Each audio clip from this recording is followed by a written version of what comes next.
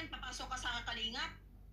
Papasok ka sa Kalingap, good luck na lang talaga sa Kalingap kasi lahat ng community na pinapasukan mo, kunyang, nagkakagulo. Shout out dyan sa mga community, sa mga love teams. Baka mag-founder dyan si kunyang, ay bahala kayo sa buhay nyo. Si Raulo yan, sinungaling yan, balahura yan, bastos yan, illiterate yan, walang pinag-aralan. Mas maano pa ngayon may pinag-aralan eh. Ayaw walang pinag-aralan kasi may manners. Si kunyang, package din, wala talaga. So, ano man po ang meron sila na way of communication, video call, or whatever ng bawat isa, ano po ang big deal doon? Anong big deal? I-add nyo si Melanie at i-video call ninyo. Ganun lang po kasimple. Wag po kayong maghasik ng lagi mga kasisi sa mga ano dyan. Sa mga ewan. O, ito meron po siyang sinasabi dito patungkol kay Kunyangers mga kasisi na talaga namang isiniwalat na ng Reynas community ang katauhan nitong Kunyang na hindi ko alam kung saan nanggaling ang kanyang pag-uugali mga kasisi. Hindi, tignan nyo, hindi nyo talaga bakit pinapanood pa yung klaseng mga ganyan, no? Mga klaseng tao na mga ganyan sisi ko, maaano lang kayo? Masisira lang oras at saka time natin sa mga tao na ganyan. Kaya kung pwede, bawasan na po natin or talagang i-ano na po natin para wala na. Hindi na po tayo maapektuhan. Kasi isipin nyo. Isipin, tingnan nyo yung ano na yan, yung video call na yan, kasama dyan si Kunyang. At saka nag-epal-epal lang siya doon sa GC. Wala naman siyang tinulong. Kasi po wala po siyang pera. Yung katotohanan. Nagpapalabas po sila ngayon ng mga video call na noon pa nangyari, noon pa 2 years back or 1 year back na kinuha si Reyna sa pangangalaga ni Roda. Kasama pa pala si Kunyang doon, pero pinapalabas po na ngayong mga panahon ngayon ay video call ito ng Reyna's community. Kaya naman Reyna's community, kahit minuminuto kang tumawag kay Melanie, wala pong problema kasi friend mo siya eh. As long na binibigyan ka ng panahon yung tao. Kasi mahal mo si Reyna, gusto mong kumustahin. Ano po ang big deal doon? I-friend request nyo po, Melanie Mimay, upang mag-video call kayo 24 hours. Diba? Diyos mayo, Marimar. Ay, Diyos ko Lord. Bakit po ganyan mga kasisi ko? Wala naman po. Pera yan si Kunyang, nagkukunwari lang po yan ng sponsor. Yung binibigay niya kay Reyna is galing din sa sponsor na sinusulisit niya po. Si Kunyang po pala ang legit nagsusulisit pala mga kasisi. Bakit bakit apektado si Reyna si Kunyang sa mga pera ni Reyna sa ngayon na binibigyan ng sponsor? Siya naman pala tong legit na nagsusulisit mga kasisi at wala daw ibinibigay. Kakausap ko yung sponsor. Nakakausap ko po yung mga sponsor, hindi po yun galing sa kanya. Sinusulisit niya din yung binibigay niya Karina. Siya lang nagpapaabot, tapos sabihin niya, sponsor siya. Punyeta, toxic lang sa community na Reyna. Ala, nakakahiya ka naman Kunyang. Ikaw pala nagsulisit. Solicit girl, mga kasisi. Wala ka naman palang binigay eh. Ikaw lang palang prinoproxy mo pala na ikaw nagbigay eh. Ba yan? Tapos siyang tinulong kay Reyna. Kung nakaibigay man siya siguro, yung mga, ano na lang, magkano dyan, pero hindi ganun kalaki. Siguro mga 1K, ganun, 500, magkano yun, pero pinagmamalaki niya yan. Siyempre, naging proud din siya, siyempre galing yun sa pinaghirapan niya. Pero wag ko niya magkunwari, akala mo kung sino ka. Akala mo kung sino ka makapag-asta dyan. Wala kang ginawa sa community ni Reyna, di ba? Panggulo. Yung ginagawa mo noon sa Mamix community, ginagawa mo ngayon sa community ni Reyna. Hindi ka man nadala doon? Sa community ni Mahal? Namuntikan ka na doon na nakulong? Pinakulong ka ng mga kapatid ng yumaong na si Mahal? Ala Kunyang, muntik ka palang pinakulong doon sa Mamix. Diyos ko. Tapos dito ka pala naghasik ng lagim. Nako, kayang hiya naman kami sa'yo Kunyang, wag naman ganon. Ay, galing pala to sa Mamigs mga kasisi at naghasik ng lagim papunta dito sa Kalinga.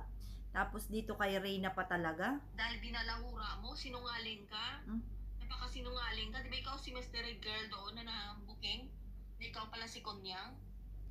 Hala, mystery girl pala si mga kasisi, baka baka gumagamit to ng maraming accounts mga kasisi ko. Ayan, Nagtatago ka, sabihin mo, alam mo yung totoong Yun pala, sa tagal-tagal na pagkasinungaling mo, gumagawa ka ng kwento, napakagaling mo gumawa ng kwento, ano ka eh, story maker ka eh. Magaling kang gumawa ng kwento. Sabihin mo, sa katagal, Hindi lang siya magaling, Ma'am Reyna's community. Sobrang may saltik. Hindi ko ma-imagine kung saan nanggaling yung mga pinagsasabi niya na ano, pambabalahura. ka na kasinungalingan mo doon. Kapitbahay ka ng mga tusirori at ano yan? Ano ba Tesoro, ano tesoro. Ano last name ng kapatid ni Mahal? Hindi ko kasi kilala yan eh. Tesoro, Research lang ako. tesoro po yata. Si Sir Jason. Mm-mm. Kapitbahay daw niya siya Sir Jason. Yun pala, nasa Hong Kong siya. Sira ulo yung kunyang na yan eh. Number 1 na sinungaling yan. At saka hindi yun, ako kasi unang kumunta kay Ate Melanie. Itong sino ba yung nag-comment, si Rina Kakal, marami din niyang sinabi sa akin about Ate Roda. Marami niyang minarite sa akin. Oh, nabasan tayo ng baho. Hindi ako takot. Kasi alam na Ate Roda na against ako minsan sa ginagawa niya. Parang akong tao. Kung ayaw ko sa tao, ayaw ko. Hindi tulad nyo, na plastic kayo. Marami kayong minamarite sa kapwa nyo, pero pag harap nyo is, akala nyo kung sino kayong santa na mahal yung mga BFF nyo. Ang dami nyong minarites. Pati si Mami Love Vlogs, marami yung minarites. Yung mga BFF nila ngayon. Marami yung minarites kay Ate Roda. Again sila sa ginagawa ni Ate Roda kay Reyna, lalo na sa mga damit. May pa Diyos Kulord pa yan sila. Sinabi nga yan dati ni Reyna ka, wala. Sabihan niya akong tumboy, ebidensya mo kunyang na tumboy ako. Pambihira ka. Ebidensya mo po na tumboy po ako.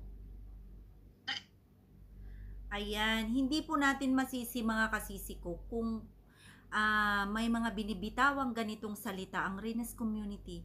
Dahil kung pasyalan nyo po talaga naman si Kunyang talaga mga kasisi, hindi ko alam kung saan talaga nanggagaling yung mga napaka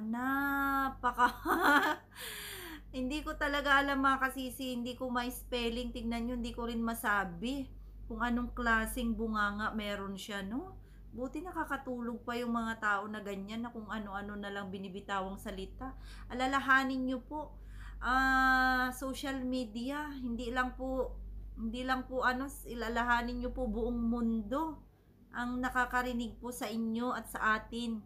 At kung pwede po ay bawas-bawasan po sana siguro natin, no? Baka darating ang panahon, darating ang araw ay maano po tayo sa mga pinagsasabi po natin diyan sa social media o basta mga kasisi. At saka yung image mo, may pamilya ka, may mga anak ka, dapat po i-balance lang po natin na hanggat maari ay wag po tayong kumita ng mga galing sa mga pambabalahura natin.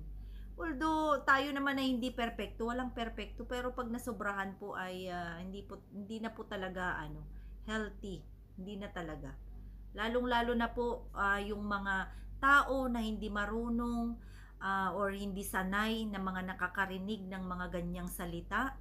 At yung mga talagang nagmamahal sa bata, mga senior citizen, ay sadyang sila po yung apektado. Tayo po ay siguro ikaw, kunyang wala na sa'yo yung mga pinagsasabi mo, pero marami ka pong nasasaktan ng mga personalidad. Kagaya po ng Reyna's community, naglabas na rin po ng kanyang salubin at hindi na po nagpapapigil dahil nga sa mga kabaluhuraan na ano nga ni Kunyang mga kasisi. Kaya hindi ko siya masisi talaga. Nakita mo ako nakipaglaplapan sa babae? Punyeta ka? Matanda ka na paurong, Kunyang.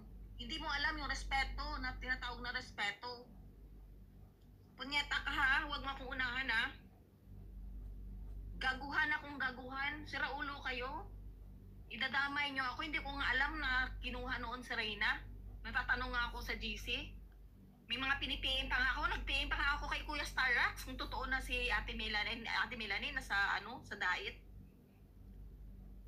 Ayan, ang katotohanan po nito mga kasisi ko, totoo po yan na paggising ko sa umaga, ang dami pong nakahilera sa messenger ko. At isa dito si si Yen, ayan, ang founder ng Reynas Community.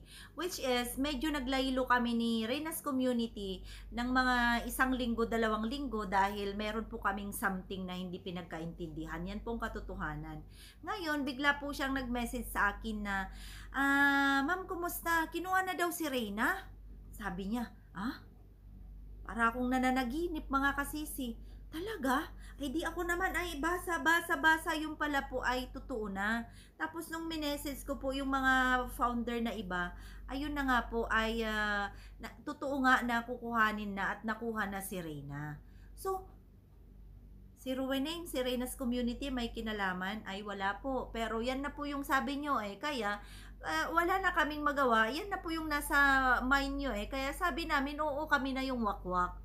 Napakarami pong wakwak, umamin na mga wakwak. Kaya napaaano na rin po kami na oo sige na nga para hindi na magkagulo, pero ganun pa rin, nagkakagulo pa rin, no? Kaya ano-ano na lang mga sinasabi nyo dyan. Kaya shoutout sa lahat po na nandyan, ayan. At syempre Reyna's Community, maging intact lang po tayo. Syempre, ang layunin natin ay kung saan si Reyna ay doon tayo. Ayan. At wag niyo pong hayaan na masira po yung araw natin dahil po sa mga klaseng taong ganyan. Ayan. Lalong-lalo na po sa mga nanonood. Shout out sa inyong lahat. Manatilit lang po tayo. At mag-pray, magtiwala po tayo sa magulang ni Reyna. At ipagkatiwala po tayo natin kay Lord ang buhay ni Reyna at future ni Reyna. At magiging okay rin po ang lahat. Ayan. Kung ang kalingap nga po ay hindi na nagsasalita, bakit po? Na parang si Kunyang ay talagang apektado. Kung totoo yung nararamdaman niya, kasama po si Baboy Ramo. Sino po yung Baboy Ramo mga kasisi? Ayan, sorry po sa word ko, pero kung minsan hindi mo na po maiwasan yung mga ganyang bagay. So, mga kasisi ko dyan, ayan, yun lang po kasi alam na po natin yung ugali ng bawat isa sa tagal na nating magkakasama. Kaya kayo na lang po ang bahalang kumilatis kung sino ang totoo at kung sino ang hindi totoo sa social media. At wag nyo na po sanang pag-aksayahan ng panahon yung mga wala namang katotohanan at wala namang kabuluhan, walang sense, walang maidudulot na maganda.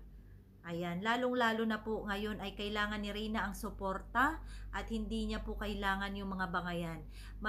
Slow down po tayo at mag-focus po tayo sa future ni Baby Reyna. Ayan. So, mga kasisi, thank you so much sa lahat ng bago nating subscribers. Thank you so much sa ating mga patuloy na sumusuporta kay Inday Ruweneng.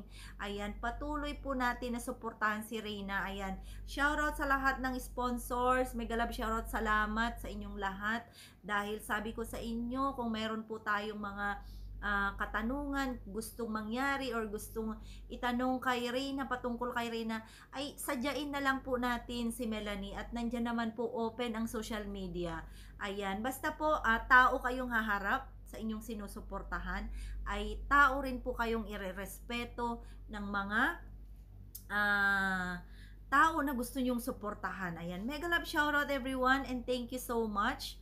At mabuhay po tayong lahat. Ayan, marami po gusto nyo pong makita ang buong kwento ni Reyna's Community ay puntahan nyo lang po yung kanyang live. Ayan, at meron po siya doon latest vlog na kung saan ay naglabas na talaga siya ng saloobin at hindi na nagpapigil sa kagagawan rin naman ng tao na yan. Kaya sana po baguhin na po natin yung ano natin dahil ika nga nila po ay ay nako, ang hirap naman yung ganito, no? Yung hindi ka sanay sa mga ganyan, pero minsan ay nailalabas mo na rin yung mga bagay na hindi sana kanais-nais sa social media. Pero kayo na lang po bahala. Ayan, shoutout Reyna's Best Team Ever sa lahat ng grupo, sa lahat ng individuals. Ayan, Ma'am Candy, Ma'am Irish, Ma'am Badria, Ma'am Sherine, Ma'am Shalom, Ma'am Lolita, sino pa nga ba?